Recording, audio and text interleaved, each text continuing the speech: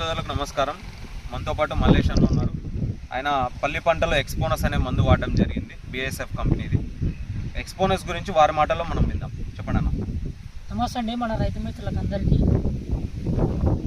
నా పేరు మల్లేష్, బోయినపల్లి గ్రామం, మెర్జిల్ మండలం, మామనార్ డిస్టిక్.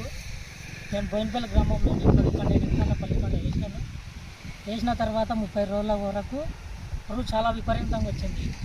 ఆ పురుగు గాను నేను BASF కంపెనీ వాళ్ళది ఎక్స్పోనస్ మందు పిచికారి చేయడం కొట్టిన తర్వాత ఉన్న గంట లోపల పురుగు మొత్తం అడ్డం పడ్డది. మల్లజల్ల రొచ్చి చూసేటాలకు పురుగు ఏం లేకుండా మొత్తం పోయింది. మన రైతు మిత్రులందరూ ఈ యొక్క మందును వాడితే చాలా బాగుంటుందని నా నమ్మకం. సరే, ధన్యవాదాలు అన్న ఎక్స్పోనస్ వాడినందుకు.